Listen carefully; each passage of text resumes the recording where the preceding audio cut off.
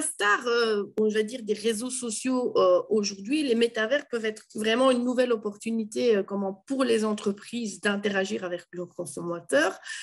Et dans cette ère post-Covid qui finalement est une situation favorable à la mise en place de ce genre d'univers virtuel, on peut se dire que si les métavers prennent une place importante dans nos vies, il va devenir pratiquement indispensable pour les marques et les entreprises d'y être. Alors, pour moi, il faut faire la distinction au niveau des métavers dans cette idée de le métavers, le monde virtuel et tout ce qui peut s'y passer au sein de ce monde virtuel et qui peut s'y passer indépendamment de ce qui se passe de la réalité. On sait qu'on a parlé beaucoup du haut potentiel commercial que ça pouvait représenter, mais donc par exemple, selon Bloomberg Intelligence, on imagine que ça va représenter un marché annuel de 800 milliards à un horizon de 2024. Donc, c'est vraiment énorme.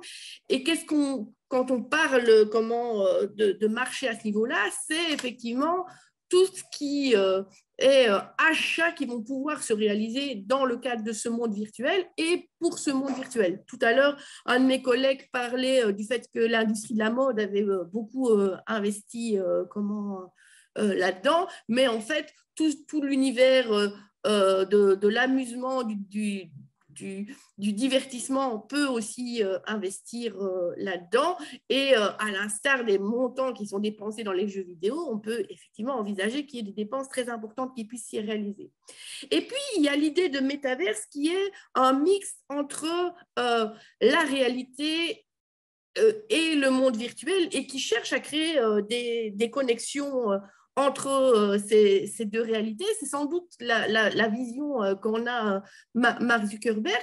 Et on pourrait imaginer comment que dans le cadre de tout ce qui est digitalisation, virtualisation des services, par exemple, un grand nombre de nos activités se réalisent par l'intermédiaire de cette plateforme, de cet univers. Donc, pour donner un exemple concret, on pourrait imaginer que on n'est plus d'interaction, on n'est plus de rendez-vous avec son banquier, mais que les interactions qu'on ait avec son banquier se fassent de manière virtuelle dans le cadre de ce genre d'univers. Mais alors après, d'autres collègues l'ont évoqué, ça peut être aussi des services médicaux, ça peut être tous les services et toutes les interactions pourraient effectivement se réaliser dans ce cadre. On pourrait aussi imaginer que finalement, la grande majorité de nos interactions sociales se réalisent dans le cadre de cet univers. Et donc là, la question, c'est en fait finalement, quel est le défi par rapport à ça pour que ça ait une chance de se réaliser. C'est vraiment la qualité de l'expérience. On a parlé de cette notion de présence, donc l'impression d'y être, l'impression d'avoir une expérience qui est complète, qui est riche et qui devrait être meilleure que ce que l'on reproche aujourd'hui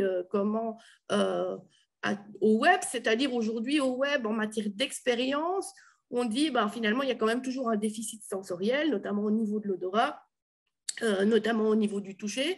Et donc, la manière dont ces technologies vont pouvoir permettre une expérience qui soit très riche et très immersive sera sans doute la clé pour la réussite ou pas de ces univers. Alors, ce qu'il faut aussi se dire, c'est finalement qu'est-ce qui peut faire que les métavers prennent beaucoup d'importance. On observe un phénomène qu'on observe déjà au niveau des réseaux sociaux, notamment sur un réseau social comme Instagram. Les gens ont toujours une volonté de vivre une réalité qui est, en tout cas de montrer une réalité qui est plus belle que la réalité. Et là, en fait, ce genre de plateforme, effectivement, peut permettre aux personnes, finalement, de vivre une réalité qui est plus belle que leur réalité, de s'évader grâce à cet univers de leur vraie réalité. Et du coup, effectivement, finalement, de vouloir y dépenser une grande partie de leur vie, voire de leur argent. Alors, d'un point de vue purement marketing, alors mon collègue évoquait la capacité d'analyse des expériences et des comportements qui faisaient qu'on pouvait en savoir énormément sur les gens. Et évidemment, ça ouvre des opportunités qui vont vraiment bien au-delà du marketing traditionnel par rapport à des propositions de publicité personnalisée ou de produits personnalisés qui pourraient même être plus adapté au consommateur qu'il ne le pense lui-même. Donc oui, il y a un énorme potentiel au niveau de ces métavers et aussi peut-être sans doute en fonction des cibles et des objectifs des entreprises, la décision d'y être ou pas aura du sens.